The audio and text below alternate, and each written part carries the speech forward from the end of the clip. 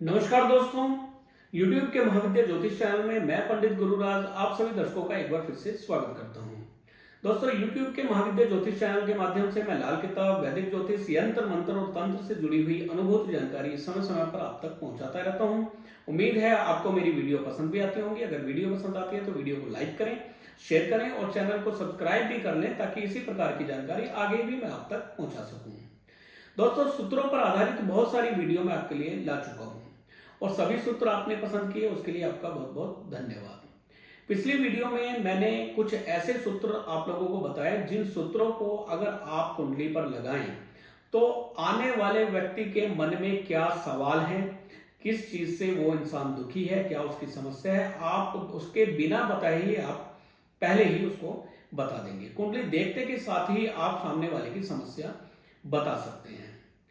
और किसी इंसान की अगर जन्म तारीख नहीं है, उसको जन्म सन का भी नहीं पता है, उसकी कुंडली कैसे देखी जानी है, वो भी मैंने अपने पिछली वीडियो में आपको बताया।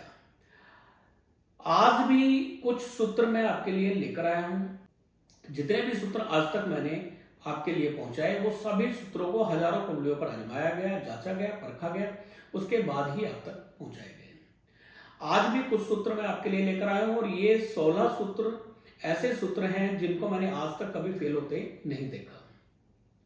इन सूत्रों को भी आप याद करें, कुंडली पर लगाकर देखें और आप कमेंट कर कर बताएं कि ये सूत्र कितने सत्य साबित होते हैं।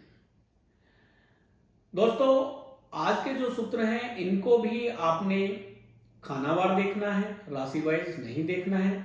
खाने हम किस प्रकार देखते हैं मैं एक बार फिर से आपको बता दूं, क्योंकि हो सकता है आप पहली बार मेरे चैनल से जुड़े हो।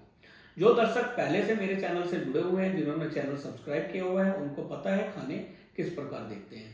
दोस्तों, लगन भाव, जहां पे लगन शब्द लिखा होता है, एक कुंडली का खाना नंबर 1 होता है।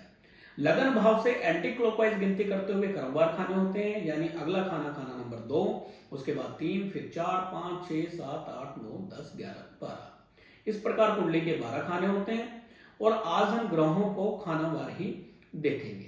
लाल किताब में ग्रहों को खानावार ही देखा जाता है।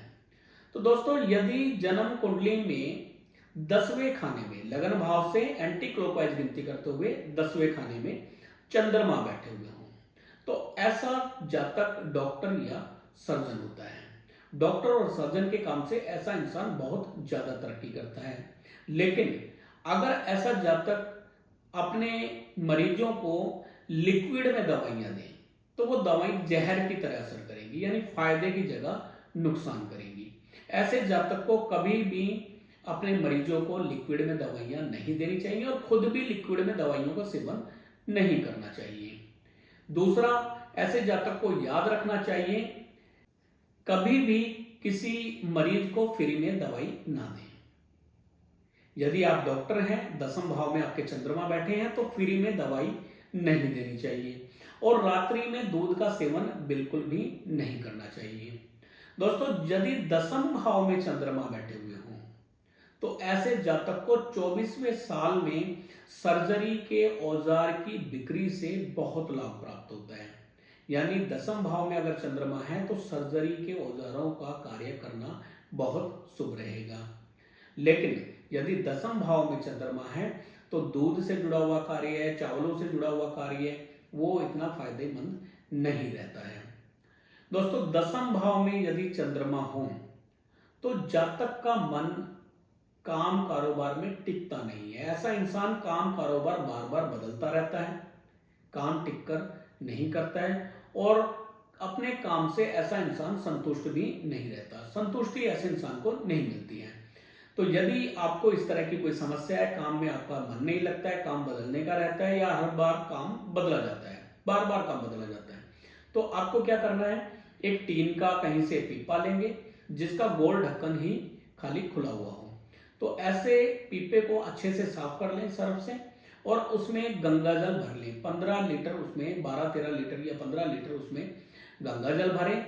चांदी के 4-4 ग्राम के 4 टुकड़े डालें उसमें, या 1-1 ग्राम के 4 टुकड़े डाल लें उसमें और ढक्कन लगा के उसको कलई का टांका लगा के घर के अंदर कायम कर दें। ऐसे करने से चंद्रमा घर में कायम हो जाएंगे और आपका जो मन टिक नहीं रहा था काम कारोबार में या काम से जो लाभ नहीं मिल रहा था वो आपको मिलने लग जाएगा। चंद्र के शुभ फल आपको मिलने लग जाएंगे। दोस्तों, यदि दसम भाव में चंद्रमा बैठे हुए हों और चौथे भाव में पापी ग्रह बैठे हुए हैं, राहु बैठे हों, केतु बैठे हुए हों, या शनि बैठे हुए हों, या बुध बैठ जाए वहां पे, तो चंद्र के फल को खराब करेंगे। चंद्र यानी माता और संतान के सुख में यहाँ पर कमी पैदा करेंगे। माता की आयु के लिए अरिष्ट होगा और संतान की आयु के लिए भी यह उत्तम नहीं होगा। चौथे भाव से 10वें भाव में बैठे हुए चंद्रमा पर दृष्टि जाएगी, जिससे फल खराब होगा, संतान का भी और माता का भी। तो अगर ऐसी कोई स्थिति बनी हुई है तो आपने चौथे भाव में जो ग्रह बैठे हो उनका उपचार करना है। क्या करना है? अगर केतु खाना नंबर 4 में बैठे हैं तो 4 नींबू जल प्रवाह करने चाहिए 4 दिन तक, बृहस्पतिवार से। अगर बुध बैठे हैं तो 4 कच्चे घड़े जल प्रवाह करने चाहिए, और तुलसी मनी प्लांट जो है घर में नहीं लगाना चाहिए। अगर चौथे भाव में शनि बैठे हैं तो देसी शराब के 4 पैक जल प्रवाह करने चाहिए खाना नंबर 4 में बैठे हुए शनि के उपचार के लिए। और अगर खाना नंबर 4 में राहु बैठे हुए हैं तो 400 ग्राम सूखा धनिया जल प्रवाह करना चाहिए, और चांदी की 4 गोलियां 1-1 ग्राम की अपने पास में सफेद कपड़े में बांधकर रखनी चाहिए। और अगर माता से ली जाए तो और भी उत्तम है। दोस्तों, यदि दसम भाव में चंद्रमा बैठे हों और शनि उत्तम नहीं है कुंडली में, तो ऐसे इंसान को रात्रि में दूध का सेवन करना जहर पीने के समान होगा। तो ऐसे इंसान को रात्रि में दूध का सेवन बिल्कुल भी नहीं करना चाहिए। दोस्तों, यदि 11वें भाव में चंद्रमा बैठे हैं तो ऐसे जातक के वीर्य में शुक्राणुओं की कमी होती है, संतान उत्पत्ति की क्षमता ऐसे जातक में नहीं होती है। अगर ऐसा है तो ऐसे जातक को सोने की तार को दूध में बुझाकर पीना चाहिए सुबह के समय।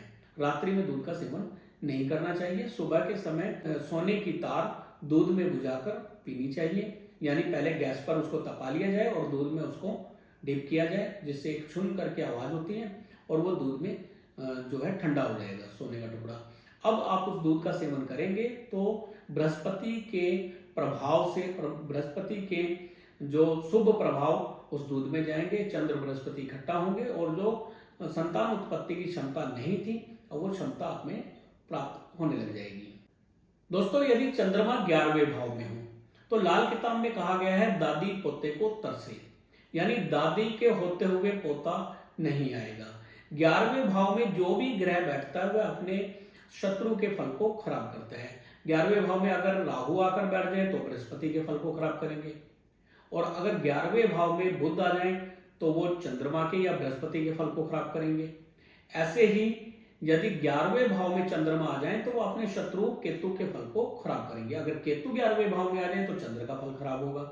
अब 11वें भाव में अगर चंद्रमा आ गए हैं तो केतु का फल यानी लड़का संतान का फल यहाँ पे खराब होगा। दादी के बैठे हुए यानी चंद्र के बैठे हुए केतु यानी पोता नहीं आएगा। अगर पैदा हो भी जाए तो ऐसे में चाहिए कि दादी पोते को 40-43 दिन तक ना देखें, नहीं तो दोनों में से किसी एक की सेहत खराब रहेगी, या तो पोता बीमार रहेगा या दादी इस दुनिया से चली जाएगी।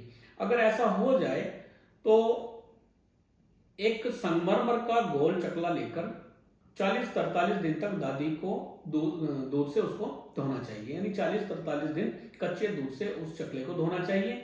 और जहां पर पानी गिरता है, नलके का पानी जहां पर गिरता है, वहां पर कोई चक्की का कोई गोल पार्ट वहां पे रखना चाहिए और कच्चे दूध से उसको धोना चाहिए। ये दोनों ही उपाय कर सकते हैं, दोनों में से कोई भी उपाय कर सकते हैं। तो इससे चंद्र पे जो बुरा फल था या केतु पर जो बुरा प्रभाव पड़ रहा था वो अब नहीं पड़ेगा। दोस्तों, यदि चंद्रमा 11वें भाव में बैठे हुए हों तो ऐसे में शुक्रवार के दिन किया गया विवाह और शनिवार के दिन शुरू किया गया कोई रोजगार, कोई काम, सुबह के समय किया गया दान और संध्या के समय लिया गया कोई गुरु उपदेश, वो हानिकारक रहता है। तो याद रहे, 11वें अगर आपके चंद्रमा बैठे हुए हैं तो शुक्रवार के दिन विवाह नहीं करना है और शनिवार के दिन कोई भी कार्य शुरू नहीं करना है, कोई रोजगार शुरू नहीं करना है। सुबह के समय किसी को दान नहीं देना है और संध्या के समय गुरु उपदेश नहीं लेना है। दोस्तों, यदि 11वें भाव में शुक्र अशुभ बैठे हों, अशुभ का मतलब शुक्र राहु से पीड़ित बैठे हुए हों, शुक्र के ऊपर चंद्रमा की दृष्टि हो, या शुक्र सूर्य से अस्त होकर बैठे हों, सूर्य के साथ में बैठे हुए हों, या शुक्र कन्या राशि के 11वें भाव में बैठे हुए हों, या शुक्र 11वें भाव में बैठे हुए हैं और 7वें भाव में और दूसरे बैठ जाए, राहु आकर बैठ जाए 7वें भाव में, सूर्य आकर बैठ जाए 7वें दूसरे भाव में, तो शुक्र का फल यहाँ पर खराब होगा। एक बार फिर से समझ लें, शुक्र 11वें भाव में बैठे हुए हों और 7वें भाव में राहु आकर बैठ जाए या सूर्य आकर बैठ जाए, या दूसरे भाव में सूर्य या राहु आकर बैठ जाए, तो शुक्र का फल बर्बाद होगा और ऐसा जातक अपनी ताकत को खो चुका होगा, यानी अपनी बचपन की गलतियों की वजह से अपने संतान उत्पत्ति की क्षमता को खत्म कर चुका होगा, नामर्दी की तरफ जा रहा होगा। ऐसे इंसान में नामर्दी के गुण आ चुके होंगे। ऐसा इंसान पक्का नामर्द होगा, और अगर शुक्र यहां पर शुभ स्थिति में बैठा हुआ हो तो पक्का मर्द भी होगा। शुक्र 11वें भाव में दो ही तरह का इंसान को बनाता है, या तो पक्का मर्द या पक्का नामर्द। अगर शुक्र 11वें भाव में बैठे हुए हों और इंसान ने अपनी गलतियों की वजह से अपने शरीर का नाश कर लिया हो, संतान उत्पत्ति की क्षमता खत्म हो गई हो, तो सोने के भस्म का प्रयोग करने से या लोहे की भस्म का प्रयोग दवाइयों में करने से ऐसा इंसान लाभ प्राप्त कर सकता है। दूध में सोने को बुझाकर, यानी सोने को गर्म करके दूध में डिप करके उस दूध को पीने से भी जो कमियां हैं शारीरिक वो दूर की जा सकती हैं। तो ये उपाय आप कर सकते हैं। शुक्र अगर 11वें भाव में हो तो स्किन की प्रॉब्लम भी होती है। अक्सर हमने देखा है कि जिनकी कुंडली में शुक्र 11वें भाव में बैठे हुए होते हैं, ऐसे जातक को स्किन की समस्या होती है, और स्किन की समस्या ज्यादातर गुप्तांग की जगह पर होती है। प्राइवेट पार्ट में कहीं ना कहीं जो है एलर्जी या कोई स्किन की समस्या हुआ करती है, चाहे वो स्त्री हो चाहे वो पुरुष हो। दोस्तों, यदि चंद्रमा कुंडली के 12वें भाव में बैठे हो और बुध तीसरे भाव में बैठे हो, तो ऐसे जातक के छोटे भाई की बाजू कट जाती है, नकारा हो जाती है, चाहे वो किसी भी वजह से हो। 12वें भाव में चंद्रमा और तीसरे भाव में यदि बुध बैठे हो। अब उपाय क्या करना चाहिए? ऐसे जातक को फिटकरी से दांत साफ करने चाहिए, और नाक छेदन करना 96 घंटे के लिए उत्तम रहेगा। नाक को यहाँ से जो है छेदन कराया जाए, चांदी की तार डाली जाए और 96 घंटे तक रखी जाए। 96 घंटे के बाद जल प्रवाह कर दिया जाए। 12वें भाव में जब चंद्रमा बैठे हुए हों तो सफेद चीजों का दान करना बहुत बुरे फल का होता है। घर में किसी साधु फकीर को रोज रोज रोटी खिलाना बुरे फल का होता है, और खासकर दूध से बनी वस्तुओं का दान करना या खिलाना, खीर खिलाना बहुत बुरे फल का होता है। और फ्री किसी की शिक्षा का प्रबंध करना भी यहाँ पे ठीक नहीं रहता है। ऐसे ही अगर चंद्रमा 10वें भाव में बैठे हुए हैं तो फ्री में दवाई देना जो है किसी के लिए, ऐसे डॉक्टर के लिए उत्तम नहीं रहता। अगर डॉक्टर हैं या नहीं है, फ्री में किसी को दवाई देना जो है ठीक नहीं रहता है। दोस्तों, यदि किसी जातक की कुंडली में लगन भाव में मंगल बैठे हुए हों तो ऐसे जातक को गले से ऊपर चोट का निशान होता है, चाहे माथे पे हो चाहे सर में हो, चोट का निशान जरूर होता है। और ऐसा इंसान चिड़चिड़ा, हठी और झगड़ालू टाइप का हुआ करता है। मंगल यदि लगन भाव में बैठे हों तो ऐसे जातक के मुंह में आमतौर से 32 दांत हुआ करते हैं, और ऐसे जातक के मुंह से निकली हुई हर बात सत्य साबित होती है, और कई बार ऐसे इंसान को लोग काली जुबान भी कहने लग जाते हैं। दोस्तों, लगन भाव में मंगल बैठे हुए हों और अष्टम भाव में सूर्य बैठे हुए हों तो ऐसा जातक बहुत हिम्मती सैनिक होता है और सरकार से लाभ प्राप्त करता है। लेकिन ऐसे जातक का बड़ा भाई होना बहुत जरूरी है। लगन भाव में अगर मंगल बैठे हुए हों तो ऐसा जातक कभी भी अकेला भाई नहीं होता है। ऐसा जातक या तो बड़ा भाई होता है या सबसे छोटा भाई होता है। ऐसे जातक के भाई बहन जरूर होते हैं। दोस्तों, यदि जन्म कुंडली के दूसरे भाव में सूर्य, मंगल और शुक्र बैठे हुए हों और पंचम भाव में राहु बैठे हों तो ऐसे जातक का विवाह नहीं होता है, और अगर विवाह हो जाए तो तलाक होने के बहुत ज्यादा चांस बनते हैं और तलाक हो ही जाता है। तो अगर दूसरे भाव में सूर्य, मंगल, शुक्र बैठे हुए हों तो ऐसे जातक को एक तो दही से गुप्तांग को साफ करना चाहिए, और मुफ्त में कोई भी चीज ऐसे जातक को नहीं लेनी चाहिए। मुफ्त में कोई भी चीज, लंगर प्रसाद भी खाना जो है ऐसे इंसान के लिए ठीक नहीं रहता। किसी के जर जरूर जमीन के झगड़े में कभी भी नहीं पड़ना चाहिए।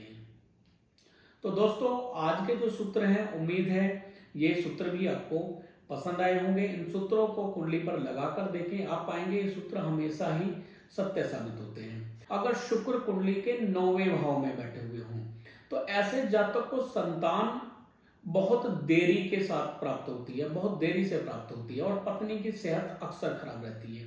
मंगल यहाँ पर बद हो जाते हैं और मंगल बद होने की वजह से संतान प्राप्ति में बाधा आती है, पत्नी की सेहत खराब रहती है। और ऐसे में देखा गया है कि पति पत्नी की आयु में काफी अंतर भी होता है। अगर शुक्र के साथ में मंगल या केतु ना बैठे हुए हों, अगर शुक्र के साथ मंगल बैठे हुए हैं तो उत्तम प्रभाव का होगा, अगर शुक्र के साथ केतु बैठे तो भी यहाँ पे कोई समस्या नहीं होगी। लेकिन अगर शुक्र 9वें भाव में अशुभ हालत में बैठे हुए हैं तब शुक्र का प्रभाव जो है पत्नी पर, संतान पर जरूर पड़ेगा। उपाय के तौर में क्या कर सकते हैं, एक तो नींव में चांदी की डब्बी में शहद भर के वो दबाना चाहिए। पत्नी के बाएं हाथ में चांदी की चूड़ी पर लाल पेंट करके, ऊपर की तरफ पेंट करके वो पहनानी चाहिए। और नीम के तने में 9 चांदी के पत्थर गाड़ने चाहिए। शुक्रवार के दिन यह उपाय कर सकते हैं, तो इससे आपको काफी लाभ मिलेगा। दोस्तों, यदि कुंडली के खाना नंबर 2 में राहु बैठे हुए हों तो राहु दूसरे खाने में बैठकर जिंदगी को झूले की तरह बना देते हैं। पंगुड़े की जैसी जिंदगी हो जाती है, कभी ऊपर कभी नीचे, कभी ऊपर कभी नीचे। ऐसा इंसान कभी राजा और कभी फकीर जैसी जिंदगी जीता रहता है। कभी तो ऐसा इंसान बहुत अमीर होगा और कभी जेब में 2 रुपए भी नहीं होंगे। तो ऐसी स्थिति को कंट्रोल करने के लिए चांदी की 4 ग्राम की गोली कुंडा लगाकर उसमें सफेद धागा डाल के गले में धारण करना चाहिए। माथे पे केसर का तिलक लगाना चाहिए। खाना नंबर 2 में जब भी राहु होंगे, दिन दहाड़े चोरी होगी, आंखों के सामने चोरी होगी। खाना नंबर 2 में जब भी राहु बैठेंगे, पैसे के हालात को जो है गड़बड़ करेंगे। लेकिन अगर जन्म कुंडली में राहु दूसरे खाने में है और वर्षफल में जब भी शनि लगन भाव में आ जाएंगे, तब जितने भी बुरे प्रभाव राहु के थे वो उनको दूर करेंगे या किस्मत को जगा देंगे। तो ये जो सूत्र हैं बहुत ही जबरदस्त सूत्र हैं, इनको कुंडली पर जरूर लगा कर देखें। ऐसे ही अगर राहु 8वें भाव में आ जाएं तो भी फाइनेंस को बहुत गड़बड़ करते हैं, तो भी जब तक जो फाइनेंस है वो कभी राजा फकीर की तरह चलता रहता है। उड़ती मुसीबतें ऐसे इंसान पर टूटती रहती हैं, ऐसे ही बेवजह की मुसीबतें ऐसे इंसान पर गिरती रहती हैं, और कभी कभी गंभीर बीमारी, गंभीर एक्सीडेंट होने की भी संभावना बनी रहती है। तो दोस्तों, अगर आप अपनी जन्म कुंडली का संपूर्ण विश्लेषण कराना चाहते हैं तो स्क्रीन पर दिए गए नंबर पर कांटेक्ट कर सकते हैं, अपनी कुंडली दिखा सकते हैं। कुंडली का संपूर्ण विश्लेषण किया जाता है। तो हम अपने क्लाइंट को 40 मिनट का समय देते हैं जिसमें पूरी कुंडली को समझाया जाता है। सारे उपाय, सारी सावधानियां हम लिख कर देते हैं। जन्म कुंडली, गोचर कुंडली, लगन कुंडली, चलित कुंडली, नवांश कुंडली, इन सभी कुंडलियों को बारीकी से देखकर फिर हम उपाय जातक को बताते हैं। कुंडली को लाल किताब के ढंग से भी देखते हैं और वैदिक के ढंग से भी देखते हैं। दोनों ढंग से देखने के बाद हमें जो ग्रह अशुभ प्रतीत होता है, जिसकी वजह से ऐसा इंसान कष्ट झेल रहा होता है, फिर हम उसको लाल किताब के उपाय बताते हैं और तुरंत असर जातक को मिलता है, तुरंत ही लाभ ऐसे जातक को मिलता है। तो यदि कुंडली दिखाना चाहते हैं तो स्क्रीन पर दिए गए नंबर पर कांटेक्ट कर सकते हैं। उम्मीद है आज की वीडियो भी आपको पसंद आई होगी, आज के सूत्र भी आपको पसंद आए होंगे। दोस्तों, यदि मेरा चैनल आपको पसंद आता है, मेरे वीडियो आपको पसंद आती है, तो प्लीज प्लीज प्लीज वीडियो को लाइक जरूर किया करें, शेयर जरूर किया करें और चैनल को सब्सक्राइब जरूर कर लें ताकि ऐसी जानकारी आगे भी आपको मिलती रहे। दोस्तों, मेरे पिछले सूत्र अगर आप याद कर लें जो मैंने अपने चैनल पर डाले हुए हैं, तो मैं गारंटी के साथ कहता हूं कि आप बहुत अच्छे एस्ट्रोलॉजर बन सकते हैं। तो यदि आप लाल किताब ज्योतिष सीखना चाहते हैं तो चैनल के साथ में बने रहें। फिर मिलेंगे अगली वीडियो में, तब तक के लिए नमस्कार।